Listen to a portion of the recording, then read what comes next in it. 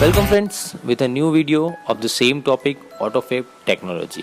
AutoFab technology ના બાકી રહેલા મુદ્દાઓ વિશે હવે આપણે અહીંયા ચર્ચા કરીશું. બટ બિફોર ધીસ આપણે આગલા વિડીયોની વાત કરીએ, રિવિઝન જોઈ લઈએ તો આપણે જોયું કે કઈ રીતના AutoFab ટેકનોલોજી જે છે તે ફળદ્રુપ છે, ફાયદાકારક છે, કઈ રીતના એમાં ગ્રાહકને કસ્ટમર્સને ફાયદો થાય છે એ જોયું.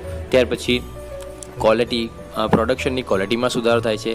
રિસાયકલિંગ વિશે પણ આપણે જોયું કે એક વસ્તુમાંથી બીજી વસ્તુ કઈ રીતના બનાવી શકાય છે, એના મોલેક્યુલર્સમાં ચેન્જ કરીને એક નવી વસ્તુનું ઉત્પાદન કરી શકાય છે, જેથી કરીને રિપ્લેસમેન્ટનો જે પ્રશ્ન જે છે, ક્વેશ્ચન જે છે તેનું પણ નિરાકરણ આવી શકે છે અને સાથે સાથે એન્વાયરમેન્ટને પણ બહુ મોટો ફાયદો થાય છે. હવે આગળ જોઈએ, બીજા પોઈન્ટ્સ આપેલા છે તે સેમ ટોપિકમાં કે AutoFab ટેકનોલોજીની મદદથી બીજા આગળના કયા ફાયદાઓ બેનિફિટ્સ થઈ શકે છે તેની હવે આપણે ચર્ચા કરીશું.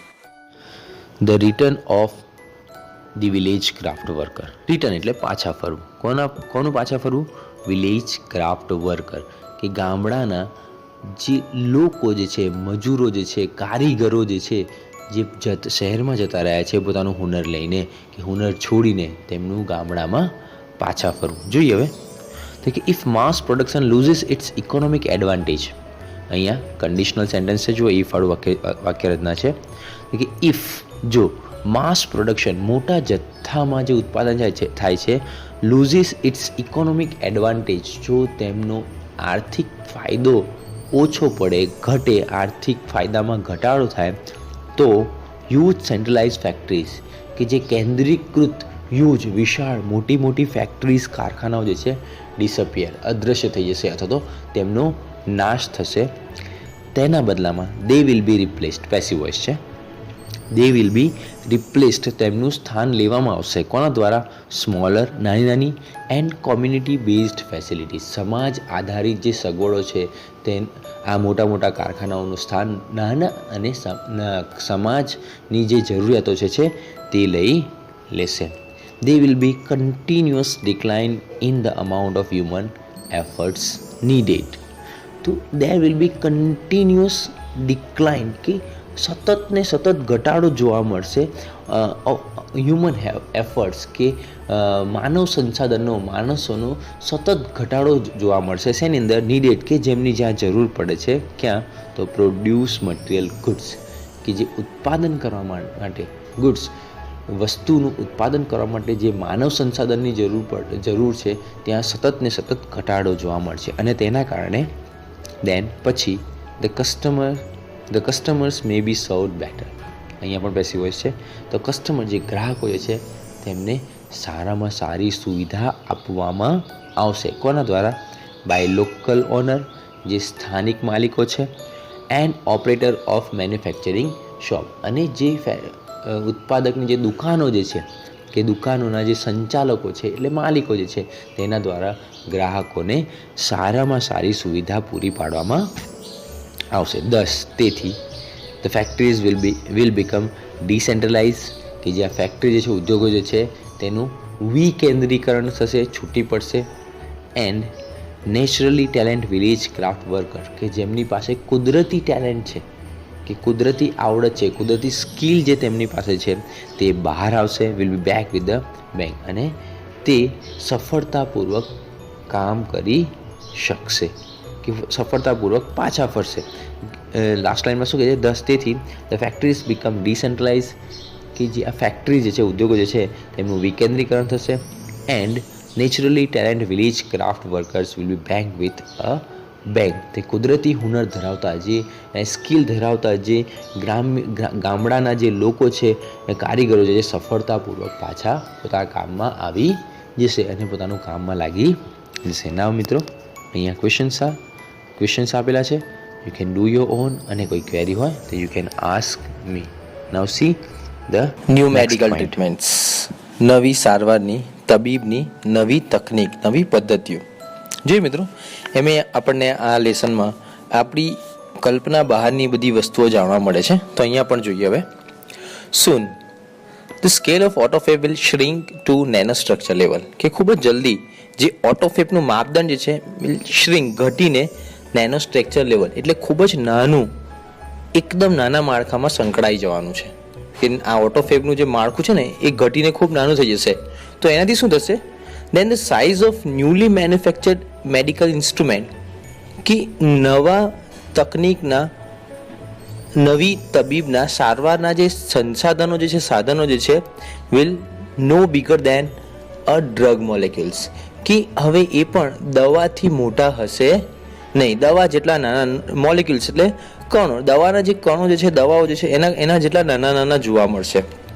It will be possible to reuse. જો આપણે એક નવી બાબત છે તો કે ઇટ વિલ બી પોસિબલ, હવે એ પણ શક્ય બનશે રિકન્સ્ટ્રક્ટ એટલે કે પુનર્નિર્માણ કરવું. કોનું? રેટિફાઈડ એટલે માણસને જે સૂટ કરે તેવા ટિશ્યુઝ, કોષને, કે દરેક વ્યક્તિને અલગ અલગ કોષ જે સપોર્ટ કરે છે, તો તેવા કોષને પુનર્નિર્માણ કરવું શક્ય બનશે. Even reversal of manufactured tissues, સાથે સાથે રિવર્સલ ઓફ મેચ્યોર ટિશ્યુઝ, કે જે મેચ્યોર ટિશ્યુઝ જે છે, જે વિકસિત જે કોષ જે છે તેનું નિર્માણ કરવું. And DK will be done, અને સાથે સાથે તેનો નાશ કરવો પણ શક્ય બની જશે. The extension of human life, માણસના જીવનમાં એક્સટેન્શન વધારો થશે. will be continued. The extension of human lifespan will continue. વ્યક્તિના જે જીવંત કાળ જે છે તેમાં પણ હવે ધીરે ધીરે વધારો, એટલે વ્યક્તિનું જીવન હવે સતત વધતું ને વધતું લાંબુ બનતું જશે. The health of old people will improve. વૃદ્ધ લોકોના સ્વાસ્થ્યમાં સુધારો જોવા મળશે, ઇમ્પ્રૂવ થશે, સુધારો જોવા મળશે. ઇટ ઇઝ લાઇકલી દેટ, એવું કહી શકાય કે people will gain the ability, માણસ પાસે એવી ક્ષમતા આવશે ટુ પેઇનલેસલી રીડિઝાઇન ધેર બોડીઝ, કે કોઈ પણ તકલીફ વગર પોતાનું જીવન જે છે સ્વસ્થ, પોતાના શરીરને સ્વસ્થ બનાવી શકશે. મિત્રો અહીંયા ક્વેશ્ચન્સ છે that you will have to do. હવે આપણે આગળ નેક્સ્ટ પેરામાં જોઈએ. કમ્બાઇન્ડ ઇફેક્ટ ઓફ સચ ચેન્જીસ કુડ બી ડ્રામેટિક. તો કે આ સંયુક્ત અસર, આજે આપણે જોઈ ગયા ને તેવા બદલાવની જે સંયુક્ત અસર જે છે કુડ બી ડ્રામેટિક, બહુ વિશાળ પ્રમાણમાં હશે, અથવા તો એવું કહી શકાય કે આપણી કલ્પના બહારની અસરો આપણને જોવા મળશે. ઇટ ઇઝ બિલીવડ દેટ, એવું માનવામાં આવે છે કે આફ્ટર સમ યર્સ, થોડાક વર્ષો પછી, a small mountain top community, કે આ પર્વતીય ડુંગરાળ વિસ્તારમાં જે નાના નાના સમાજ રહે છે, કુડ બી સેલ્ફ સફિશિયન્ટ, કે એ કેવા બની જશે? આત્મનિર્ભર બની જશે. કોનાથી? વિથ અ કલેક્શન ઓફ ફેબ્રિકેટર્સ, કે આ સંગ્રહ ફેબ્રિકેટર્સ જે છે તેના સંગ્રહથી. એન્ડ સોલર પાવર જનરેટર, કે સૂર્ય શક્તિથી ચાલતા સંસાધનોથી તે લોકો હવે આત્મનિર્ભર બની શકે છે. As the methods of AutoFab advance, the form of raw material will be unimportant. તો જેમ જેમ આ ઓટોફેબનો એડવાન્સ એમાં વિકાસ થતો જાય છે, એનું આધુનિકરણ થતું જાય છે, તો તેની સાથે સાથે the form of raw material, કાચા માલનો જે ઉપયોગ છે, વિલ બી અનઇમ્પોર્ટન્ટ, કે કાચો માલ જે છે તે ધીરે ધીરે તેનું મહત્વ ઓછું થતું જોવા મળે છે.